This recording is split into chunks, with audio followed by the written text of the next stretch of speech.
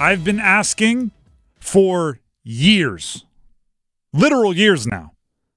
Tell me how the transfer portal, tell me how name, image, and likeness, tell me how all of this transformation, this crazy change in college football affects your Saturday. We just had, if you believe the reports that are out there, and there's enough of them that I believe them, we just had a starting quarterback at a Power 5 school that's bowl eligible with things to play for on the line decide they didn't want to keep playing this year to protect a year of eligibility, to protect a red shirt. You would assume to protect name, image, and likeness. You would assume to protect transfer opportunities. You would assume a lot. It happened. MJ Morris, NC State quarterback. News trickling out and then rushing out today. Came a couple drops at a time, then all at once. Then the faucet just wide open. The floodgates opened up. MJ Morris electing to redshirt this year. This after he took over as the starting quarterback 4 games ago and went 3-1 as a starter and took NC State from, maybe they might be bowl eligible to bowl eligible with back-to-back wins over Clemson and Miami. And that's not to say he did it, but it is to say he was the starting quarterback when that happened.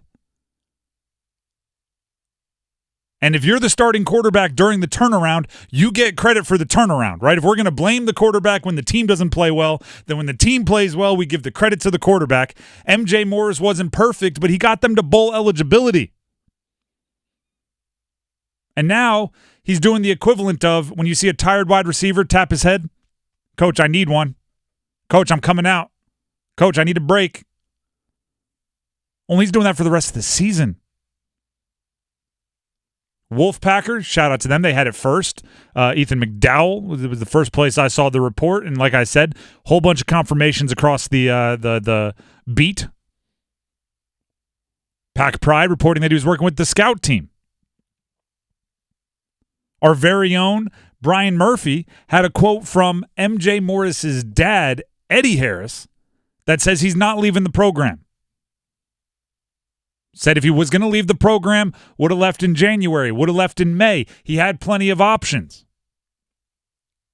This is uncharted territory. How in the world can a quarterback, can a player go back into the locker room or expect a team to follow him, right? Quarterbacks are default leaders, right? It comes with the position.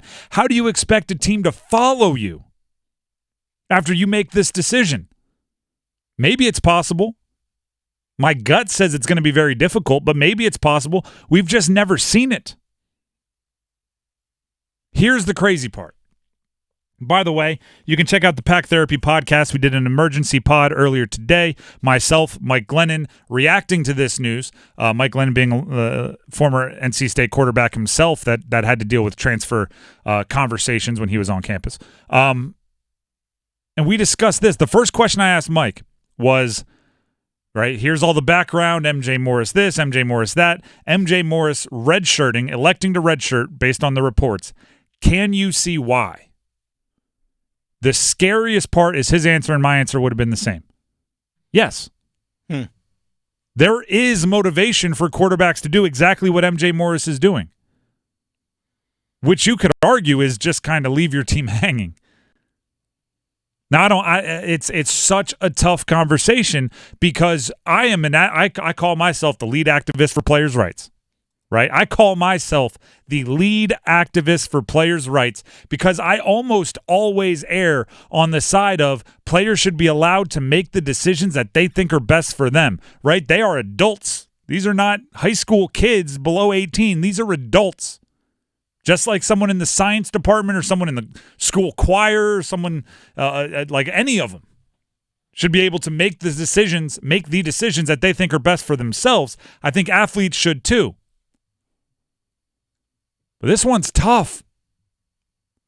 This is middle of a season. You're bowl eligible. You're 6-3. You have 3 games left in the regular season, plus your bowl game that you've already qualified for. If you win 3 of those, you are tied with the most wins Dave Doeren has gotten in any season at NC State.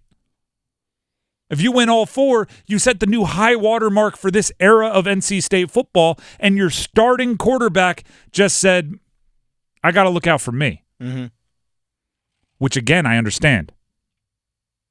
I understand you got to look out for you.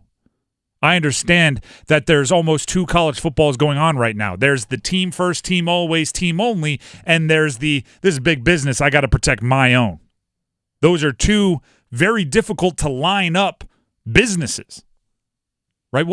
If you are a player like MJ Morris and you have confidence in yourself being a starting quarterback at the Power 5 level, how much is another year of eligibility worth to you?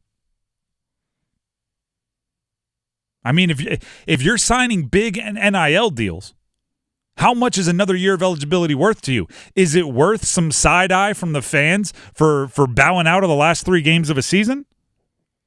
Is it worth a couple snide comments from players on your team that are like, hey, man, what the heck? I'm a senior. I'm trying to win this year. Yeah. There are so many moving parts to this. I have my notes from the podcast right here. If you're on our WRAL Sports Fan video stream, I just kind of flashed them at you. There's so many different aspects of this, right? I wasn't writing down questions between me and Mike. I was writing down, all right, well, we have to talk about the Brennan Armstrong element of it all. The transfer that came in and probably wasn't the day that Brennan Armstrong chose NC State to transfer to probably wasn't the happiest day of MJ Morris's life. Probably not. We have to talk about the returning back to the locker room part of it all, which has to be tough. Oh. We have to talk about the Dave Doeren element of it. Dave Doeren had the celebratory cigar, right? He was hanging out in the parking lot after the win over Miami with his friends and family. He had just become NC State's all-time winningest coach. By Tuesday, he's dealing with his starting quarterback electing to redshirt. We have to talk about Jordan Houston, the starting running back for NC State, who chose to redshirt earlier this year and is now looking for a new program next year. We have to talk about the name, image, and likeness collectives of it all. Who's paying these guys? How much would it cost? We have to talk about the evolution, like all of these different angles. The evolution of, again, with Mike Glennon being my co-host on the podcast, hey, you sat behind Russell Wilson for 3 years after being the number 4 ranked pro-style quarterback in the country as a recruit. Will that ever happen again? And actually, Mike brought up a really interesting part because I was like, will that ever happen again? Would you sit that long? He's like, people ask me that all the time, but somebody brought up something that's never asked. Maybe Russell would have transferred. Maybe he would have gotten a bag from some giant school, and I would have been playing earlier because Russell left to take the Georgia money, or he didn't use specific examples, or Wisconsin money, or heck, maybe Wisconsin would have backed up the Brinks truck. Those are questions, and to be honest with you, Mike didn't really answer that question because what he said was it was so outside the realm of possibility, I never even considered it because I couldn't transfer until I graduated or else I would have had to sit out a year, and it's not like there were big truckloads of money waiting for me elsewhere. This is the challenge of modern college football. If your best interests as a team and a program don't align with the best interest of the individual player,